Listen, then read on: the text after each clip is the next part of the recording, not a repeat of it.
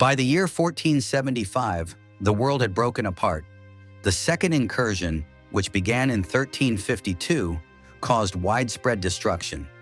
Cities were lost, regions depopulated, and governments collapsed. There was no coordinated global response. No single military or empire was able to stop the threat. As a result, humanity became fragmented. What followed was not the rise of new empires, but the formation of defensive strongholds. These were not political nations, they were survival zones, territories built to hold out against external threats. Most were formed during ongoing attacks. Their only purpose was to protect what remained of the population. The beasts, referred to by many as the Fallen, were not symbolic. They were real, destructive, and persistent. They did not respond to negotiation, retreat, or deterrence. They only advanced. The only proven response was defense. Each remaining population center fortified itself. Defensive structures were expanded. Watch systems were put in place. In many cases, entire regions were abandoned in order to maintain a smaller, more controlled perimeter. In 1420, an event changed the course of the war. In the ruins of Kirinyaga, engineers completed the first working prototype of Guardian armor, a mechanical exosuit designed to increase survivability and combat effectiveness against the beasts.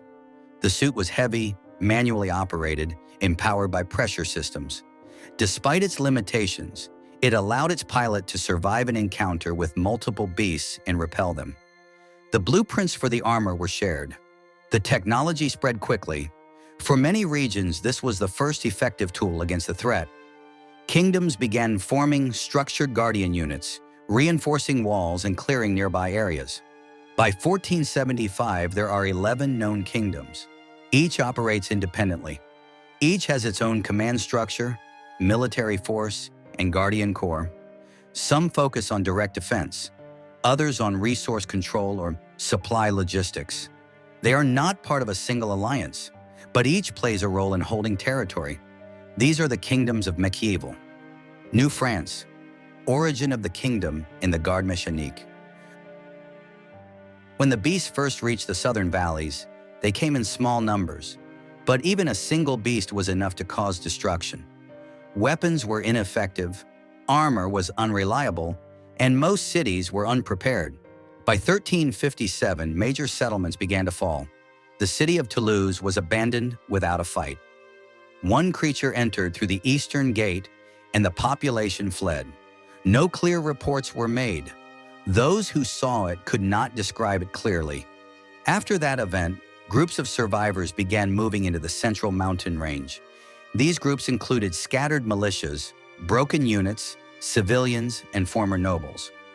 One man, Etienne de Calamont, a former officer from the old wars, took command. He chose a defensive location at the top of the ridge system, now referred to as the Pyrenean Spine. There he established a citadel called New Calamont. Stone was quarried from the cliffs. Old religious structures were dismantled to build watchtowers. Strategic fire lines and barriers were placed along every known mountain pass. By 1361, more survivors began arriving, many from Bordeaux, Marseille, and other failed regions. They brought limited supplies, unreliable weapons, and accounts of failed resistance. Calamont focused on reinforcement. Walls were extended, supplies were rationed, patrols were standardized. 5-person watch teams were created, known as les veilleurs, the watchmen. They carried long spears and flame sources, but were largely ineffective against the beasts. Deaths remained common during encounters. By 1371, the surrounding lowlands had collapsed. There were no remaining governments in the area. Calamont declared sovereignty, not to expand territory, but to formalize the chain of command and defense systems. The new territory was named New France. In 1420, a courier from Kirinyaga reached the citadel. He carried schematics for a mechanical exosuit designed to increase combat survivability. Known as Guardian armor, the technology relied on heat pressure systems and reinforced hydraulics. It was the first combat design proven to survive contact with a beast. King Louis de Calamont son of Etienne, ordered immediate mobilization. All foundries were redirected. Engineers and metalworkers were transferred into Guardian production. Steam channels were reorganized to power forge workstations. By 1423, the first Guardian suits were completed. A new defense force was created, the Garde Mécanique. They were not civilians or part-time patrols. They were full-time soldiers operating in armor designed specifically for beast combat. All previous local militias were absorbed into this new unit. Production remained limited but stable. Patrols were formalized. All Guardian movement was monitored and deployed directly from New Calamont. Since the activation of the Garde Mécanique, no beast has been recorded as surviving an encounter inside the Core Valley perimeter. New France remains a mountain kingdom. The Garde Mécanique operates continuously. Their mission is clear: maintain defense, secure mountain access points, and ensure that the beasts never reach humanity again. Coalition of Britannia, Kingdom of the Isles. When the Second Incursion began in 1352, all communication between the Isles and the continent stopped. No ships returned from Calais. No messages came from France. What reached the southern coast wasn't an army. It was ash, fog, and silence. The interior of the region broke down into scattered holdouts. Wales was cut off. The old roads were no longer safe. In 1378, two survivor-led factions re-established contact in the central uplands. Lady Era of Gwynedd and Lord Aldrich of Wessex. Both commanded groups made up of irregulars, farmers, engineers, and displaced civilians. Neither group had the strength to expand, but both understood what terrain could be defended. They relocated to a high plateau bounded by cliffs on three sides. The area had only two narrow access points. There they began construction using hand tools and salvaged materials. What they built became known as Caerwyn, not just a settlement, but a defensive site. The first wall was 12 meters tall, made from stacked stone with clay mortar. The gates were reinforced with manual crank locks. Buildings inside were functional. Storage bunkers, forge rooms, ration halls. There were no temples, no courts, and no royal chambers. Everyone inside the walls had an assigned role.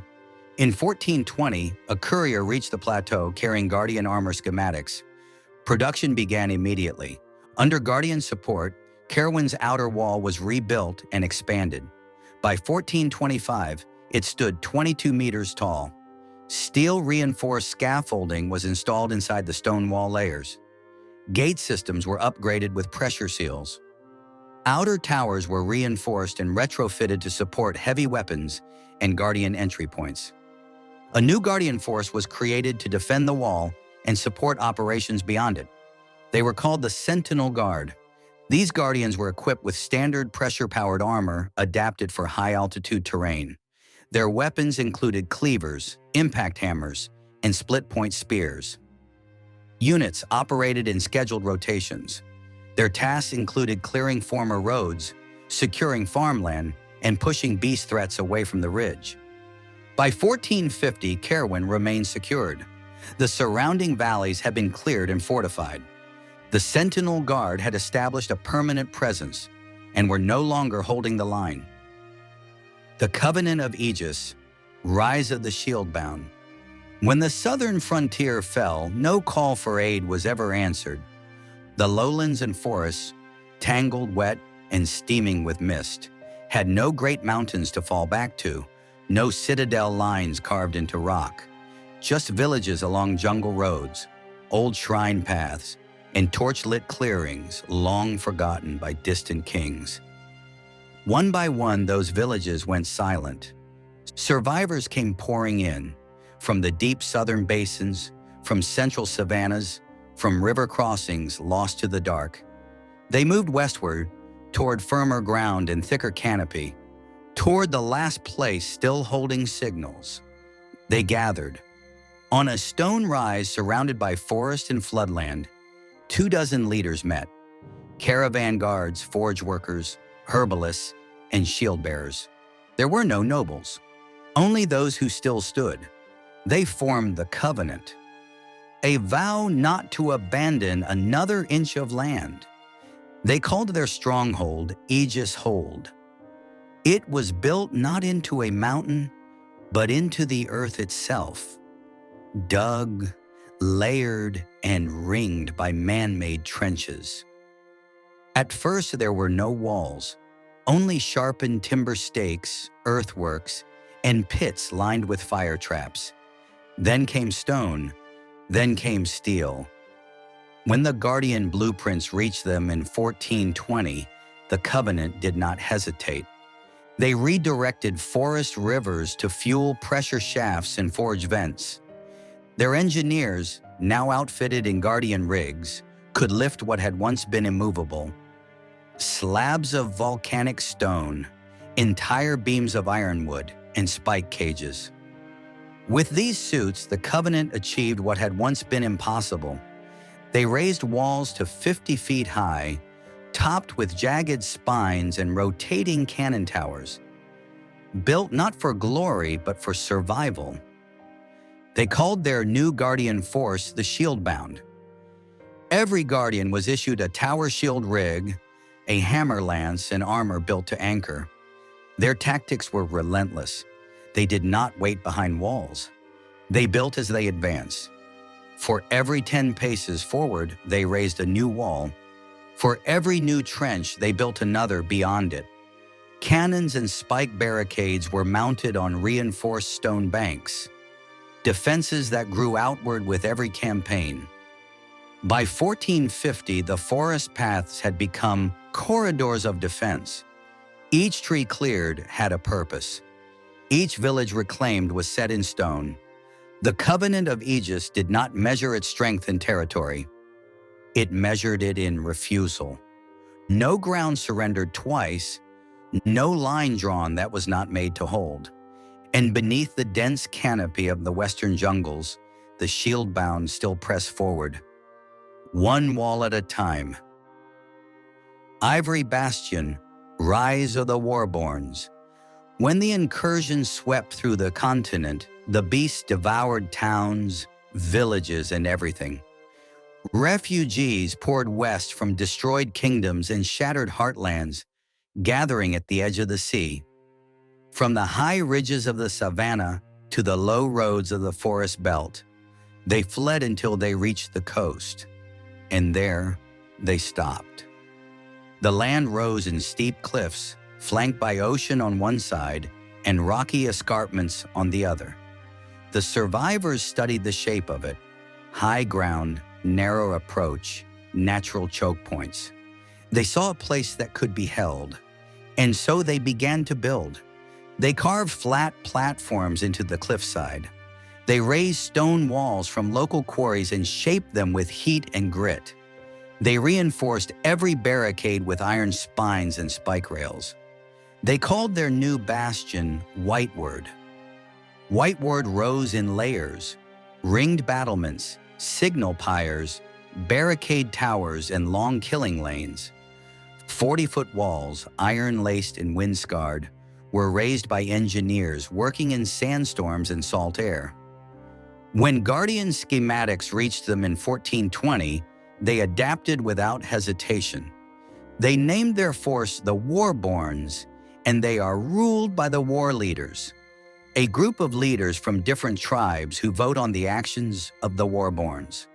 They work tactically with Kiran Yaga, securing the African continent's food production, iron production, and armor manufacturing. In Whiteward, the people still say, "We did not inherit this place. We carved it with steel and fire. Let the beasts learn to swim." By 1475, these strongholds had become the defining powers of a broken world. What remains of civilization now lives behind steel walls, powered armor, and unyielding resolve. The Guardian Corps are active, the beasts still roam, and the war for survival is far from over. In Part 2, we'll explore more of these kingdoms, their origins, their strengths, and the lines they refuse to cross. Each one tells a different story of resistance. Let us know which kingdom has stood out to you so far, and which one you'd fight for. The war continues. The walls still rise. This is Mechieval. Please like, subscribe, and tell us what part of this